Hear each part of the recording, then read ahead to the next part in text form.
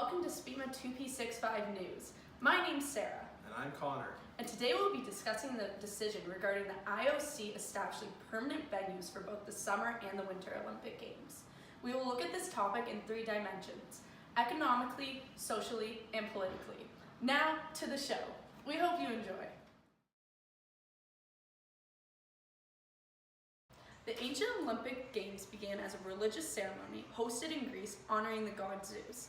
That's why people who want the Olympic Games to stay in one place, they want the Summer Olympics to actually be in Athens, because Greece was the birthplace of the Olympics. It first consisted of all male citizens from all areas of the Greek world, coming from as far as modern-day Spain and modern-day Turkey. The Olympic Games began in early 776 BC and continued to the commencement of the modern Olympic Games in 1896. The first organized international competition involving winter sports was introduced just 5 years following the commencement. This was in Sweden, and it only consisted of Scandinavian countries. So the first official Winter Olympic Games was held in France in 1924.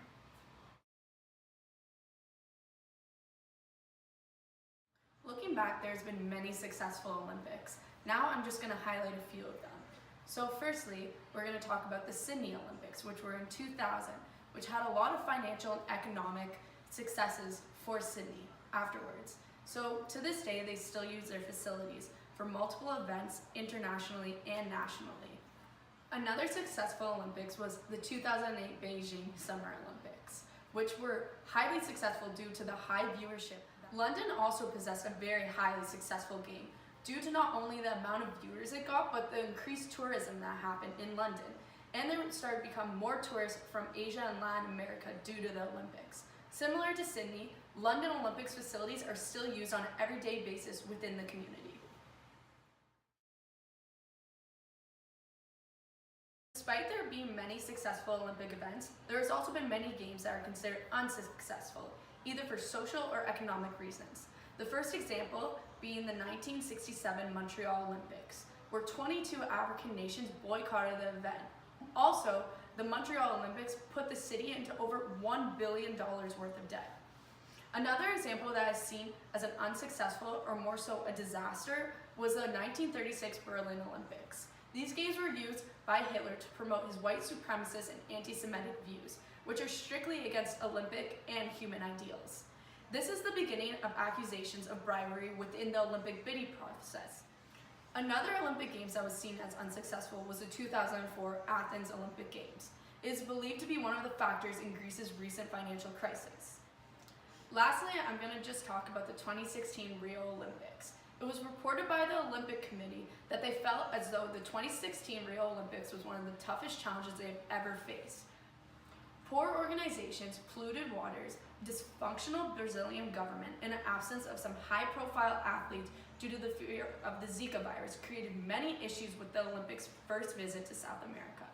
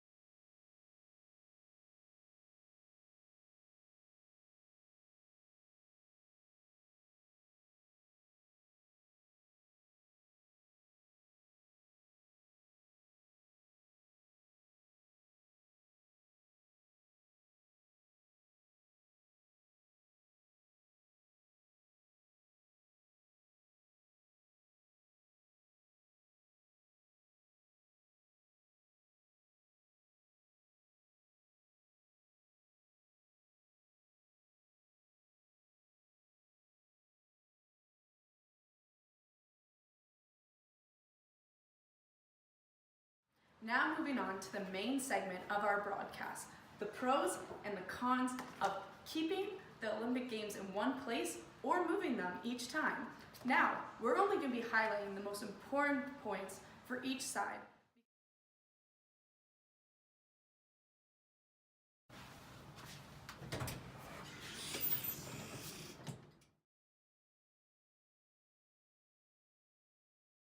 I will be discussing the pros of keeping the Olympics in the same location.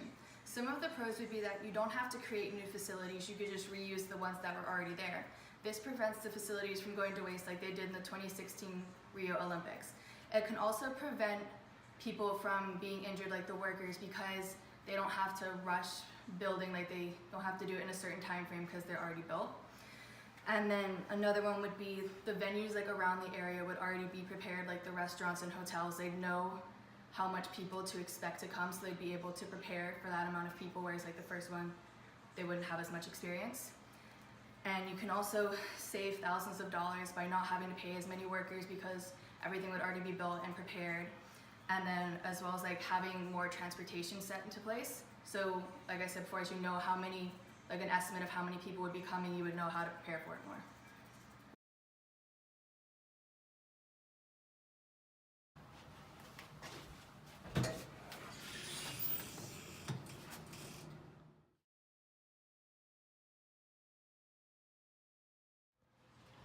Keeping the Olympics in one location contradicts a core Olympic value.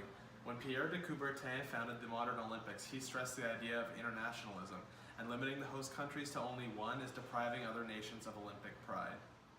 If the Olympics were to be held in the same place every year, the host country would always have the home field advantage and have more supporters in the stands behind them.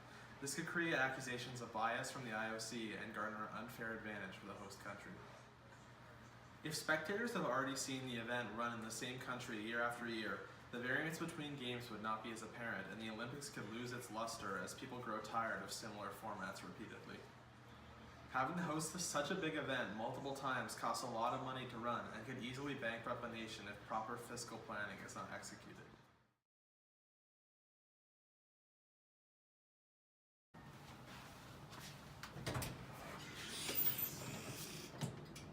Looking on the flip side, it's evident that the pros to keeping the location in the same area for consecutive years is very similar to the cons of moving locations each year.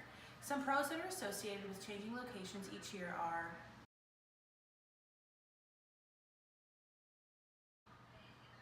the first pro is improving the host country's transportation and infrastructure. When hosting an Olympic Games, it is important that the transportation and facilities are running at the highest performance level, which is then left for the host city's community to use following the Games. The next pro is creating tourism. The Olympic Games creates an image for the host country and increases the likelihood of individuals and their families returning to the country for future tourism. The final pro is the ability to bring the nation together. Hosting an Olympic Games brings the Olympic spirit as well as creates a sense of nationalism that unites the country.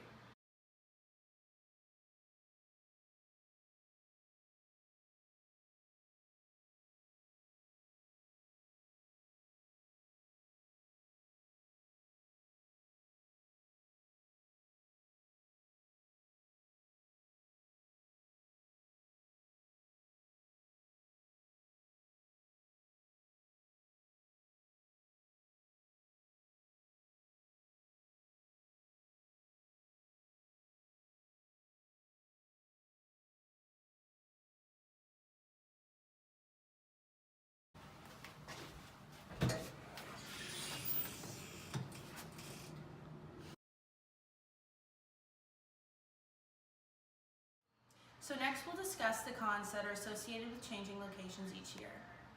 The first con is facilities being left unused and going to waste. Following the Olympic Games, if facilities are not maintained and left unused, it is essentially a waste of money. The next con is workers being injured during the building process, as well as buildings not going up fast enough.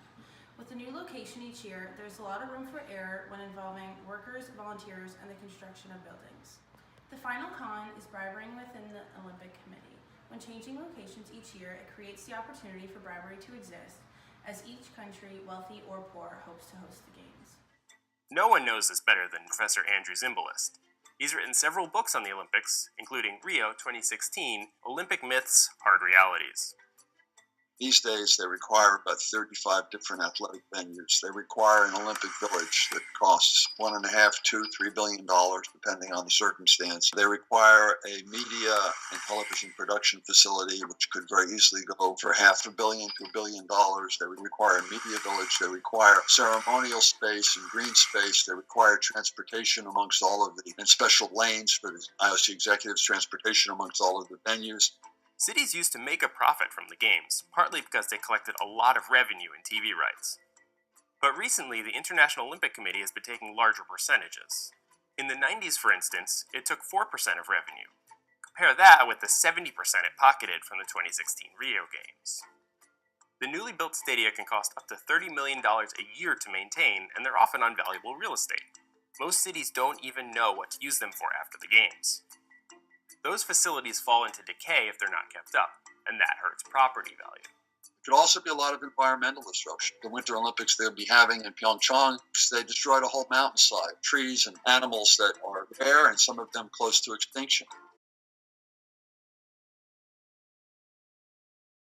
A lot of Western countries refuse to bid because they are afraid that it could put them in debt or even more debt than they are in, so they ask themselves, is it worth the risk? Norway had pulled out of the race to host the 2022 Winter Games because they couldn't convince voters that it was worth their tax dollars. Before 2000, more than 80% of bids came from developed nations, but now Western countries only account for half because of debt and voter opposition. This is why you see more developing nations bidding so that they can showcase their country, and they also see it as an investment opportunity, potentially allowing for economic gain if they see the Olympics are successful, with tourism potentially rising. What this research shows us is that it's not just wealthy nations bidding, but all different types of countries who have all different types of economic backgrounds. After looking at the pros and cons, we feel like it's very important that wealthier nations who are politically, socially, and economically sound should take on the responsibility, as it is essential that the Games remains as successful as possible.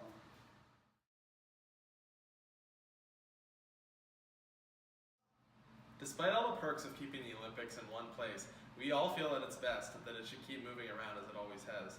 This is due to the preservation of the Olympic spirit and to keep the whole world engaged in all the events.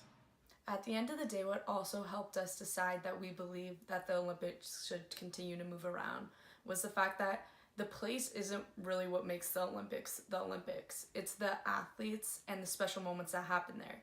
For example, we talked about before how Beijing was so widely successful. It wasn't because it was in Beijing.